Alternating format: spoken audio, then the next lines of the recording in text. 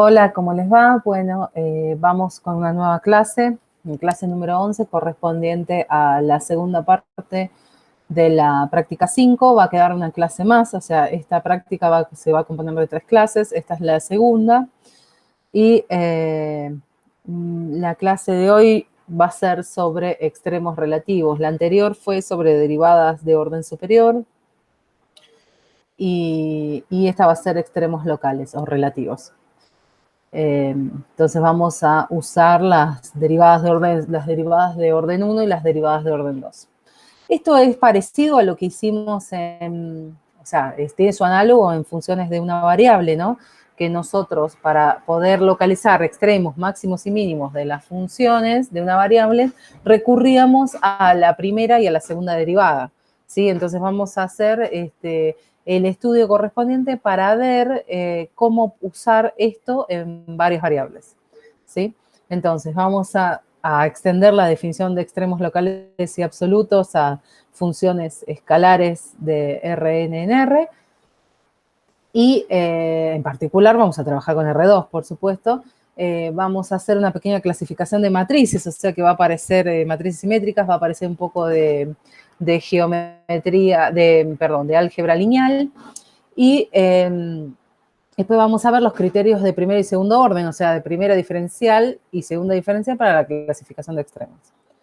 Entonces, si yo tengo una función definida en un conjunto de RNU abierto y va de U a R, o sea, una función escalar, un campo escalar y un punto x0 en ese U, entonces vamos a decir que en ese x0 se alcanza un mínimo local si f de x0 es menor que f de x para todo x en una bola centrada en el x0 de un cierto radio. Es decir, si puedo encontrar una bolita donde la función alcance un mínimo ahí, ¿sí? Siempre es local, lo que tiene que ver con mínimo local es local en un entorno, ¿sí? En un entorno abierto. Y los entornos abiertos de Rn son las bolas, ¿sí? Los más sencillos. Entonces, una bola de radio R, no importa el radio. O sea, nosotros podríamos definir un radio arbitrariamente pequeño o arbitrariamente grande, pero tiene que existir uno, ¿sí? Y el mínimo es f de x0, ¿sí? Siempre se dice, se alcanza el mínimo en x0 y vale f de x0, ¿sí? El máximo local va a ser cuando en x0, o sea, se va a alcanzar en x0 cuando f de x0 sea mayor o igual a f de x en todo un entorno del x0, o sea, para todo x en una bola de un cierto radio, ¿sí? Centrada en el x0. Y, por supuesto, f de x0 va a ser el máximo. Entonces, estas son nociones locales, ¿sí? Y las distintos son los máximos y mínimos absolutos, que tienen que ver con que la función sea menor, o sea, evaluada en el x0 sea menor que f de x para cualquier x del dominio de la función. ¿Sí? Es una noción global, o sea, es el más chico de todos, y el máximo global es el más grande de todos, o sea, es cuando f de x0 es mayor que f de x para cualquier x en el conjunto, en el dominio, ¿sí? Entonces, por supuesto que una cosa local puede no ser a nivel global, ¿sí? Entonces, por ahí yo tengo mínimos y máximos locales, pero después a nivel global no lo son, ¿sí? No son máximos y mínimos, ¿sí? Entonces, en todos los casos, bueno, cada extremo máximos o mínimos va a ser estricto si la desigualdad es estricta, por supuesto, si es el más grande de todo y no hay ninguno que lo alcance, ¿sí? Entonces, por ejemplo, en el gráfico de esta función, acá es una función de R2 en R, su gráfico está en R3, y el mínimo absoluto se alcanza en f de 0, 0, ¿sí? Fíjense que el gráfico corresponde a un paraboloide, en este caso un paraboloide elíptico. Y en este caso, por ejemplo, o sea, acá hay un mínimo absoluto. Esta función no está acotado, su dominio ni nada, o sea, entonces esta función tiene solo un mínimo absoluto. No tiene máximo absoluto y no tiene extremos locales. Esta función, por ejemplo, tiene un máximo absoluto en f de 0, 0, que es el punto que se ve acá. Lo que pasa que, bueno, acá por un problema con la definición, Sí, con la graficación, pero este no está así recortado. Ahora se los muestro bien en el GeoGebra. Y después tiene, fíjense que tiene un montón de picos, cada vez menor amplitud en estas direcciones, que serían máximos locales. Y después tiene un montón de piquitos, incluidos estos van a ser mínimos absolutos. Ahora se los muestro. Y hay mínimos locales también. Se los muestro en el GeoGebra mejor. Bueno, les decía, este es este paraboloide, es x cuadrado más 2y cuadrado más 1, es un paraboloide elíptico, ¿sí? Y el que más me interesa en realidad es esta función, que es la otra.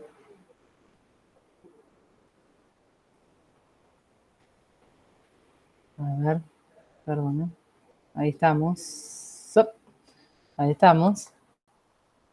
Fíjense esta que es la otra, tiene, mirándola un poco de costado, es como un sinc, como una función seno de, fíjense, es seno de 2πx por seno de 2πy dividido 2π por x por y más 1. O sea, si yo solo tuviera una sola variable sería lo que después van a ver en ingeniería, se llaman sinc. Y fíjense que tiene el máximo absoluto acá arriba, que por la escala no se ve bien, pero si yo achico la escala ahí se ve mejor. Y después tiene mínimos absolutos acá, y después estos son máximos relativos, estos mínimos relativos, ¿sí? Y después hay un montón de puntos que no son ni máximos ni mínimos, ¿sí? Entonces este es el gráfico, ¿sí?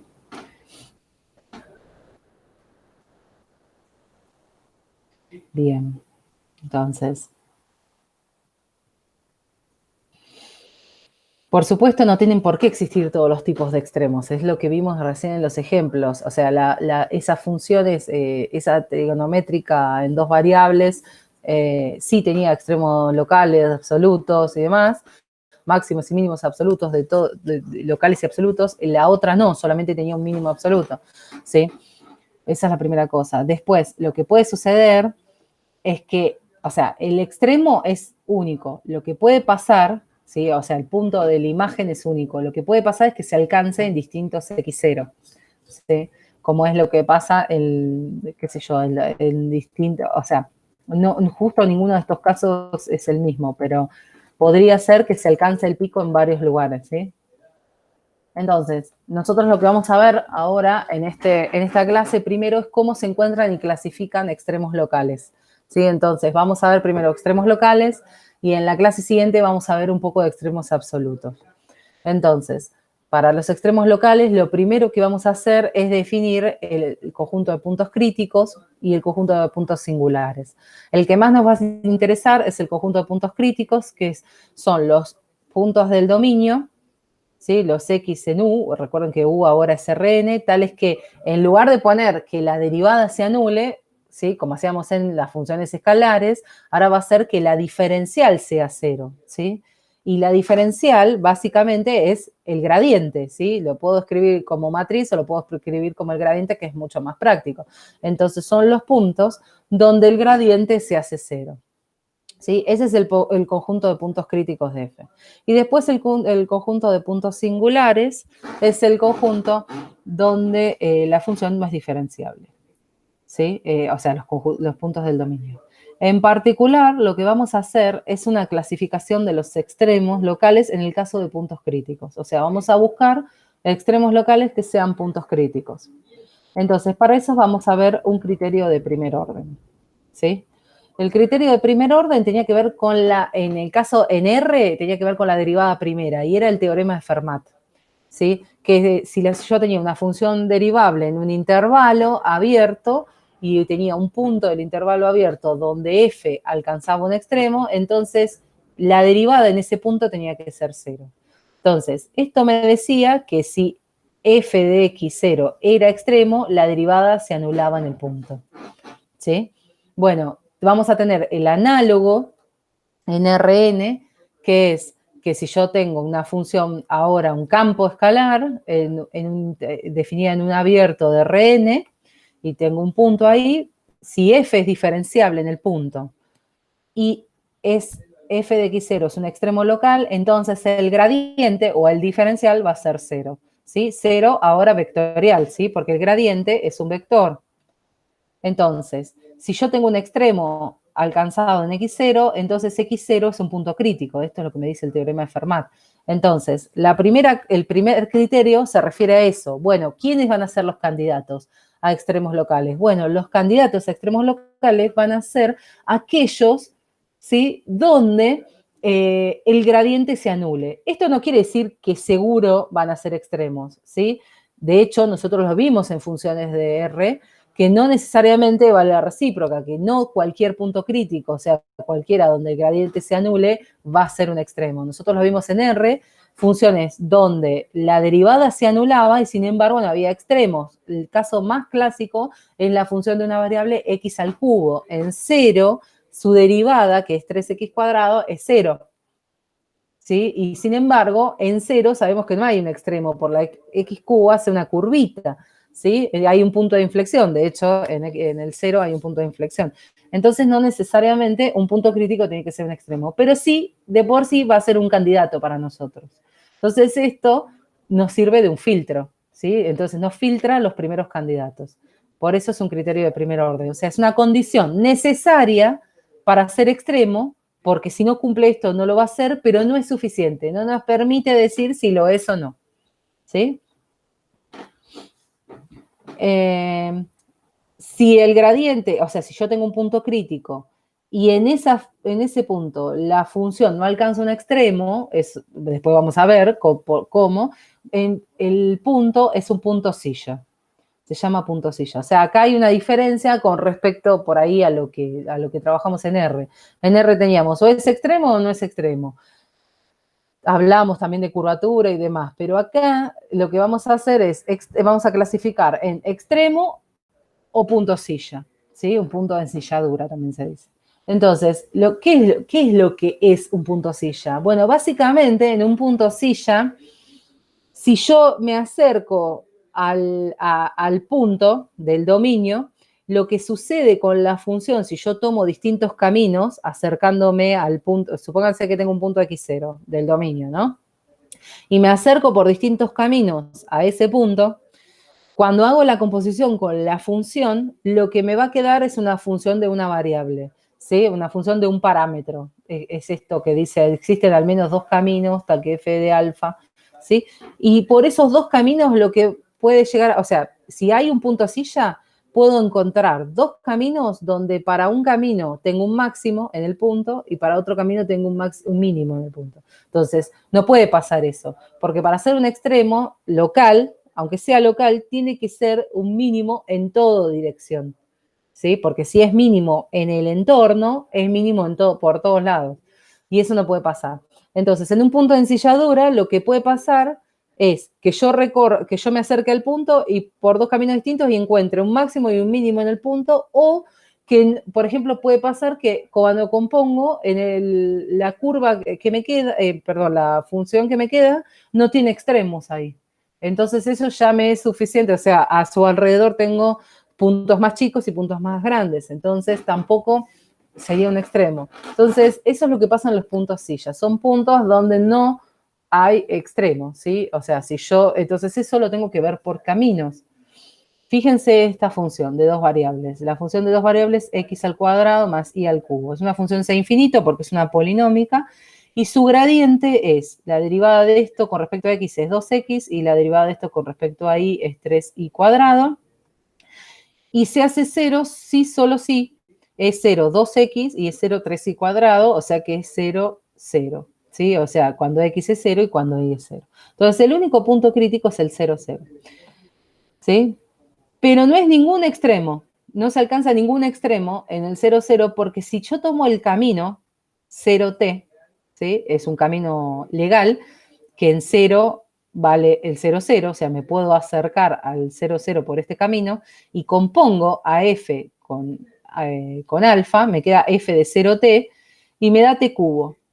Entonces, esta es una función escalar, la función cúbica, y esta función de una variable no alcanza extremos locales en el cero. Recuerden lo que recién les dije. La cúbica no tiene en cero un extremo. De hecho, en una variable tiene un punto de inflexión.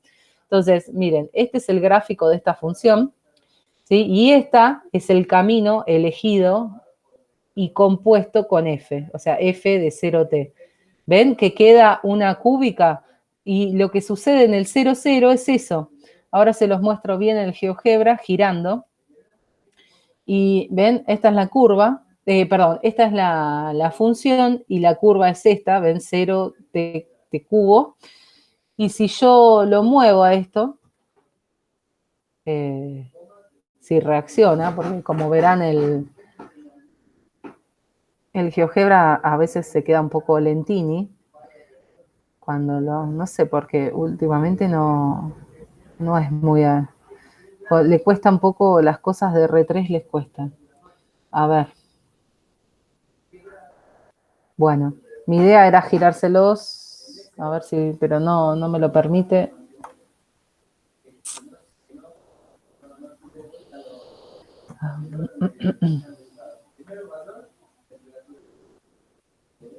Está como tildado.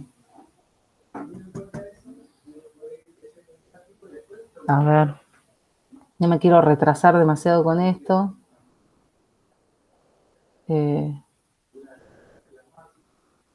No entiendo por qué. Me da un poco de bronca. Pero bueno. Bueno, no sé. No lo puedo revivir con nada. No. Es un desastre. Bueno, una lástima porque acá, por fin. Ahí está.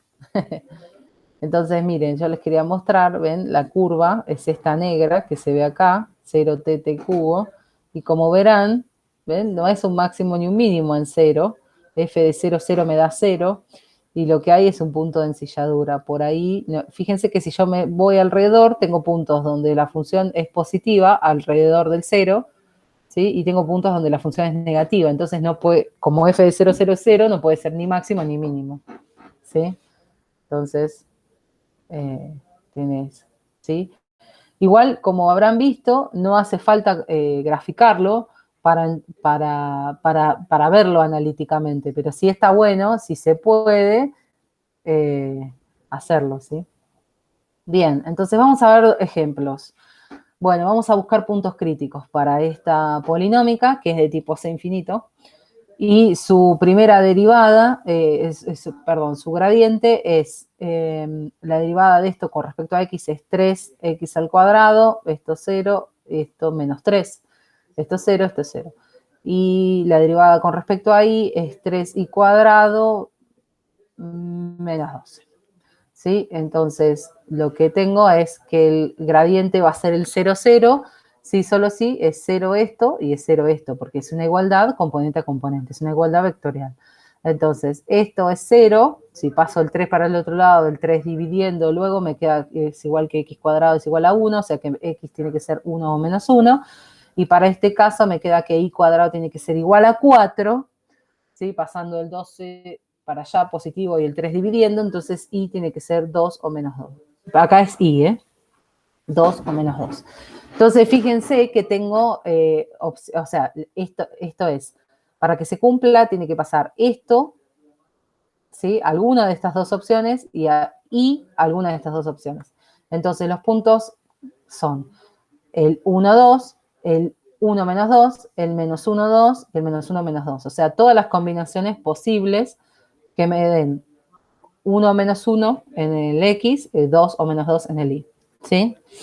Entonces, estos son todos los puntos. Son 4 puntos críticos. ¿Sí? Ahora tomemos otra polinómica, esta, que también es de tipo C infinito, y cuando armo su gradiente es la derivada con respecto a X de esto, es 2xy más y cuadrado, y la derivada con respecto a y de esto es x cuadrado más 2ix, perdón. Y esto se hace 0, 0, o sea, 0, 0, componente a componente, sí, solo sí, cada componente es 0. Entonces, fíjense que acá lo que me queda, no es tan obvio, en principio, que las dos tienen que ser 0, pero si uno acá, de esta ecuación, saca factor común y, queda y por 2x más y, eso tiene que ser igual a 0, y si y es 0, automáticamente x tiene que ser 0. Y a su vez, si uno lo empieza distinto, si empieza por acá, si x tiene que ser 0, y también va a tener que ser 0. Entonces, esto se los dejo para que lo chequeen, efectivamente es así. Entonces, el único punto crítico de esta función es el 0, 0. Bien, entonces, vamos a hacer un paréntesis, porque ahora, ¿cuál es la idea? Entendemos cuál es el criterio de primer orden, que me permite clasificar candidatos a extremos. Ahora necesito decir si efectivamente se alcanzan o no extremos y qué tipo de extremos son, o si son puntos silla. ¿Sí? Entonces, para eso vamos a usar el criterio de segundo orden. Para eso vamos a usar las derivadas parciales de orden 2 y la matriz hessiana, que es lo que vimos en la clase pasada. Pero para eso, antes, un cachitín antes de eso, vamos a ver una clasificación de matrices simétricas. Recuerden que las matrices simétricas son las matrices que si yo las transpongo, o sea, intercambio cada fila por columna, ¿sí? La fila 1 por la columna 1 y así, la fila 2 por la columna 2, es igual, o sea que T es igual a T transpuesta. Entonces, si uno tiene una matriz de n por n simétrica, vamos a decir que T es no degenerada si es inversible, o sea, si su determinante es distinto de 0. Este paréntesis que hice acá de matrices va a tener que ver con la matriz la matriz hessiana. O sea, voy a estar clasificando la matriz hessiana en estos términos. Entonces, por eso es que lo estoy introduciendo. Entonces, recordando un poco de álgebra lineal, una matriz le vamos a decir una simétrica. ¿Sí? Tengo una matriz simétrica. Es no degenerada si es inversible, o sea, que su determinante es distinto de 0. Va a ser definida positiva si todos los determinantes de los menores principales son positivos, incluyendo a su determinante. Y acá voy a hacer un paréntesis. Voy a dejar de compartir. Voy a dejar, perdón, de presentar, no de compartir. Me voy a pasar el micrófono de aire. Y les quería mostrar esto. ¿Qué significa lo de los menores principales? Por si alguno no lo vio. Yo tengo acá una matriz de n por n, ¿sí? Cada entrada es un número real, ¿sí? T11, T12, T13, así hasta T1n. Esta es la primera fila. La segunda fila T21, T22, T23, T2n. Y así sigo hasta la fila enésima, que es Tn1, Tn2, hasta Tn. Cada uno de estos son numeritos, ¿sí? Entonces, si es simétrica, T12 tiene que ser igual a T21, T13 tiene que ser igual a T31, o sea, la primera fila tiene que ser igual a la primera columna. La segunda fila tiene que ser igual a la segunda columna. La tercera fila tiene que ser igual a la tercera columna. Y así, esto se representa así, como que T y J tienen que ser igual a TJI para todo I distinto de J. ¿Sí? Entonces T es igual a su traspuesta. Esa es la primera cosa, como un repaso. ¿Quiénes son los menores principales? Los menores principales son submatrices que se pueden obtener de esta, ¿sí? O sea, en realidad lo puedo hacer con cualquiera. A mí me interesa con las simétricas. Entonces, los menores principales son submatrices que se obtienen respetando la diagonalidad. Entonces, el primer menor principal es T11, o sea, es un numerito. O sea, es una matriz de 1 por 1. El segundo, o sea, este sería el primer menor. El segundo menor principal va a ser la matriz formada por T11, T12, T21, T22. Que acá yo lo escribí como a esta, como T12 porque es simétrica, ¿sí? Este es igual a este. Entonces es una matriz de 2 por 2. Esta es de 1 por 1, esta es de 2 por 2. ¿Sí? Después sigue el tercer menor principal, va a ser agarrar una fila y una columna más, ¿sí? Siempre respetando este sentido de mantenerse ordenado sobre la diagonal. Entonces, va a ser T11, T12, T13, T12, T22, T23, perdón, T13 porque es igual que esta, T23 porque es igual a esta y T33. Y así sigue, el cuarto menor principal, el quinto, ¿sí? Y el enésimo. Entonces, por ejemplo, si la matriz es de 2 por 2, voy a tener solo dos menores principales, este y este. Si la matriz es de 3 por 3, voy a tener 1, 2, 3, contando siempre el más grande. Si la matriz es de 4 por 4, voy a tener 4 de menores principales, contando la misma matriz. Y así. Entonces, si la matriz tiene 25.000 por 25.000, voy a tener 25.000 menores principales. ¿Sí? Entonces, esto por las dudas, si no lo habían visto en álgebra, lo tenemos. Bien, entonces, continuamos con... Entonces,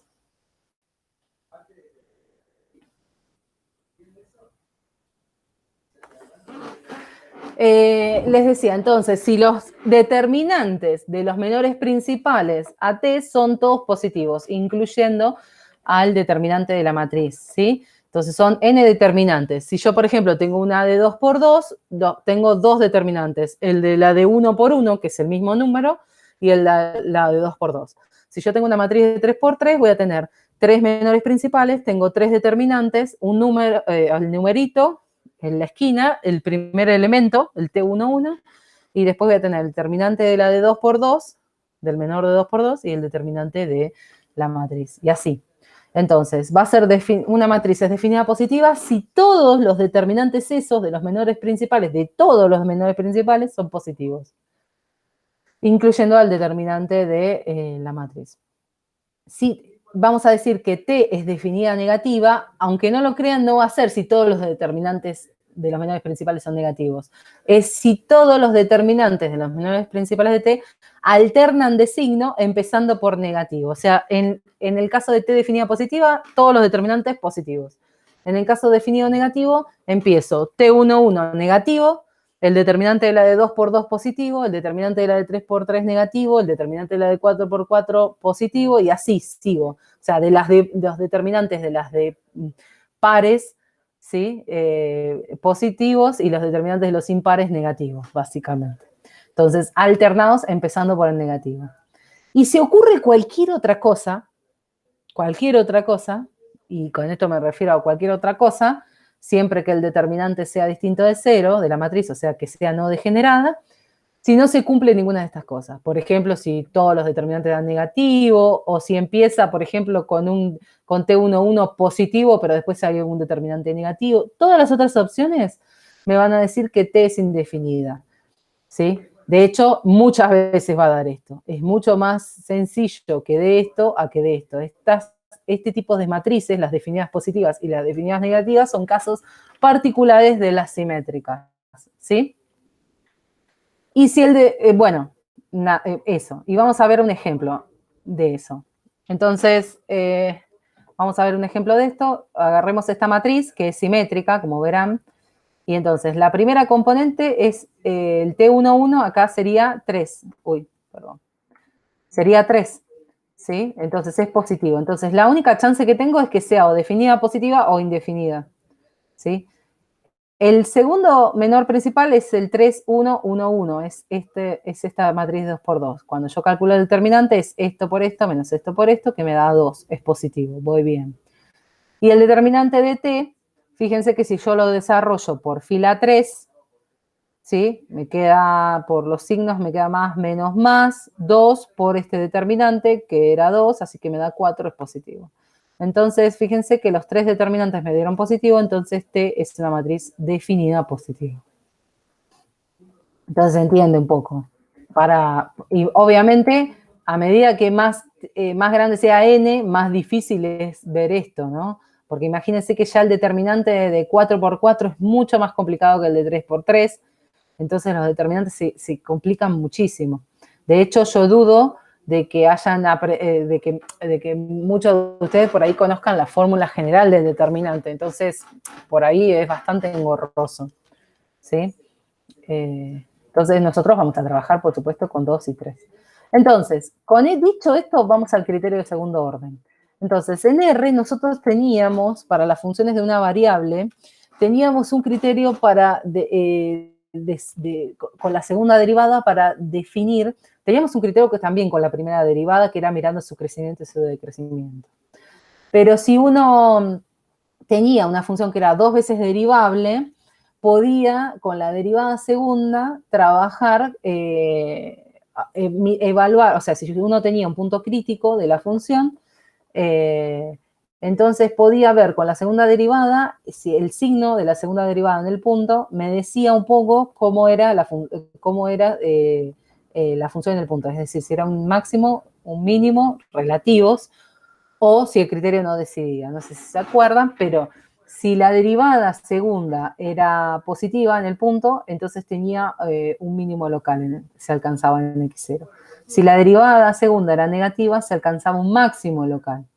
Y si la derivada era 0, el criterio no decidía. Y esto tenía que ver con la derivada segunda, era la derivada de la derivada primera, o sea, la pendiente de la recta tangente. Entonces tenía que ver con el crecimiento y el decrecimiento de las funciones. Así que esto se relacionaba íntimamente con lo que nosotros habíamos visto también en análisis 1. Entonces esto mismo uno quisiera trasladarlo como criterio de segundo orden a campos escalares, o sea, a funciones que van de Rn a R o de un subconjunto de Rn a R. Entonces, ahora ya no voy a tener una derivada segunda, sino voy a tener una diferencial segunda, o lo que es la matriz hessiana. Entonces, acá es donde se unen todas las cosas que recién vimos de matrices. Entonces, ¿qué es lo que voy a llamar ser positivo a la derivada segunda? Va a ser que la matriz hessiana sea definida positiva, en el sentido que definimos recién. Entonces, el criterio general, y sirve para cualquier función para cualquier n, ¿sí? O sea, es bastante general. Si uno tiene una función en un U de Rn abierto y es una función de tipo C3, C3 es que tiene derivadas primeras, segundas y terceras parciales continuas, ¿sí? En U, en general vamos a tener funciones de tipo C infinito, y tomo un punto en U, que es punto crítico. Entonces, o sea, que se cumple el criterio de primer orden, o sea, tengo ya clasificado, entonces tengo los puntos críticos, y lo que voy a hacer es calcular la matriz hessiana en el punto crítico, en cada punto crítico. Entonces, la matriz hessiana, lo primero para decir es que es una matriz simétrica. ¿Por qué? Porque como la función es de tipo C3, es C2, y al ser C2, las derivadas cruzadas son iguales. Entonces, es simétrica, entonces como es simétrica la puedo clasificar como recién, definida positiva, definida negativa o indefinida. Entonces, si es definida positiva, ¿sí? Que era lo de todos los determinantes de los menores principales, incluido el determinante de ella, en x0 se va a alcanzar un mínimo local. Y ese mínimo local va a ser estricto en el entorno, ¿sí? Si la matriz hessiana es definida negativa, en x0 se va a alcanzar un máximo local, ¿sí? En el sentido estricto, en su entorno va a ser estricto. O sea, fíjense que es muy similar a esto, nada más que estoy hablando de definida positiva y definida negativa para una matriz, con esa definición que di recién. Si la matriz es indefinida, o sea, que pasaba cualquier otra cosa, o sea, que no todos los determinantes eran positivos, o que no eran alternados empezando por negativo, entonces cualquier otro caso es un punto silla. Esto sirve para cualquier función de Rn en R. Nosotros, particularmente, vamos a trabajar con R2, por una cuestión de tiempo. Si el determinante es 0, o sea, que la matriz no es inversible, entonces el criterio no decide. Lo mismo que pasaba acá, que si la derivada en el punto era 0, el criterio no decidía. Ahora, el criterio no decide no quiere decir que no sea extremo. Lo que quiere decir es que no se puede decir si es extremo o no, o si es punto silla. Entonces, hay que mirar de otra manera, o sea, hay que clasificar de otra manera. En general, lo que va a pasar es que si el criterio no decide, muchas veces va a haber puntos sillas y va a haber que mirarlo por caminos, ¿sí? Incluso, para probar que sea un máximo o un mínimo, va a haber que mirar candidatos a máximos y a mínimos. Pero bueno, ese es el tema. Entonces, para el particular caso de n igual 2, si tengo una función de R2 en R o de un abierto U en R, de R2, de tipo C3, la matriz hessiana es de 2 por 2, con las derivadas cruzadas iguales, que son 2 en este caso. Y entonces, si yo tengo un punto crítico, un punto donde el gradiente se anule, entonces Si yo tengo que la derivada doble con respecto a x, la iterada, es positiva y el determinante es positivo, o sea, el menor principal es este, la primera, la derivada iterada con respecto a x, y después el determinante completo. Si es positivo y positivo, las dos cosas, entonces en x0 y 0 se alcanza un mínimo local. Si yo tengo que la derivada segunda con respecto a x dos veces es negativa y el determinante es positivo, entonces voy a tener un máximo. ¿Sí? Entonces este es positivo, positivo, es porque la hessiana es definida positiva. Negativo, positivo, es porque la hessiana es definida negativa. Y cualquier otro caso es un punto silla. Entonces acá yo puse, bueno, si ya el determinante es menor que 0 es un punto silla, sin importar el signo de esto. ¿Sí? Porque fíjense que les quedan todas las opciones. Y si el determinante es 0, el criterio no decide. Entonces esto es lo que vamos a usar para clasificar a extremos en R2.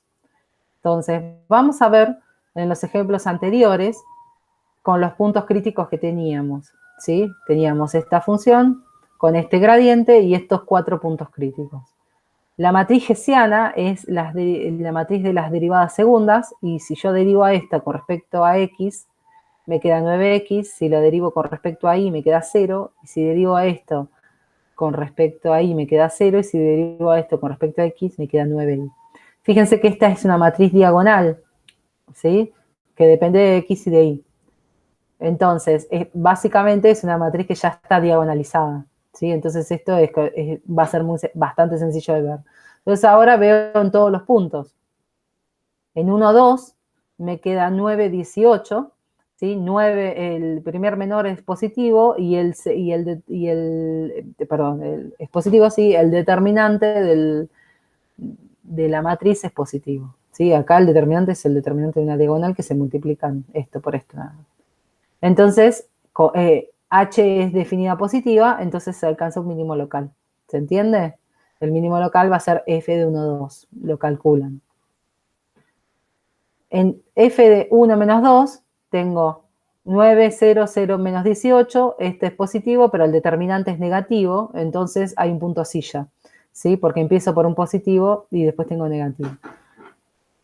Lo mismo pasa en F de menos 1, 2, donde tengo que este es negativo, pero el determinante también es negativo. Entonces hay un punto silla.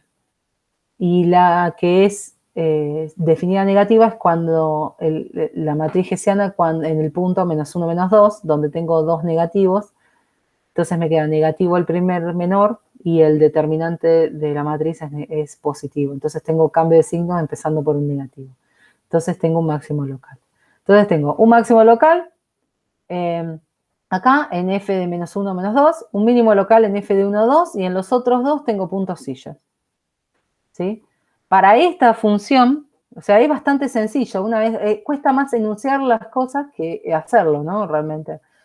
En este otro ejemplo, teníamos que este gradiente y teníamos un único punto crítico, que era el 0, 0. Si yo calculo la matriz hessiana de las derivadas parciales segunda, me da, derivada de esto con respecto a x me da 2y, derivada de esto de esta con respecto a y me da 2x más 2y, derivada de esto con respecto a x me da 2x más 2y, o sea, aparte me tiene que dar simétrica, por supuesto, y la derivada de esto con respecto a y me da 2x. Cuando evalúo esta en el único punto crítico, en 0, 0, 0x, 0y, me da 0, 0 la hessiana, o sea, que el determinante es 0. Entonces el criterio no decide. Entonces el punto crítico no se puede clasificar por este criterio. Entonces, ¿qué hacemos? Bueno, miremos caminos al 0, 0. Si miramos caminos al 0, 0, bueno, lo primero es que f de 0, 0 vale 0, ¿no? Porque es 0 al cuadrado más por 0 más 0 al cuadrado por 0. Y si tomo el camino, bueno, el camino 0t no me sirve, como el otro caso que habíamos visto al principio cuando hablamos de punto silla, porque acá me daría 0 de vuelta. Pero si tomo el camino tt, ¿sí? Pasa por el 0, 0, y me queda t cuadrado por t más t cuadrado por t, esto me da 2t cubo, porque me queda t cubo más t cubo, ¿sí? Y es una función escalar de una variable, ¿sí? es una cúbica de vuelta que no posee extremos locales en t igual 0. Entonces ahí hay un punto silla.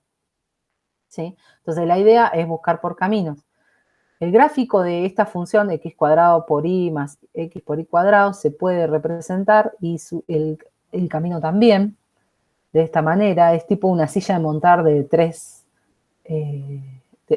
piernas sería, ¿no? Porque fíjense que la tengo por aquí. Vamos a ver cuánto tarda en revivir esto. Ahí, esta estuvo más veloz. Sí, pero fíjense, acá está el gráfico de la función en azul y en negro está la curva TT, ¿sí? Metida, fíjense que la tercera componente es metida, es f de TT, ¿sí? Entonces ¿ven?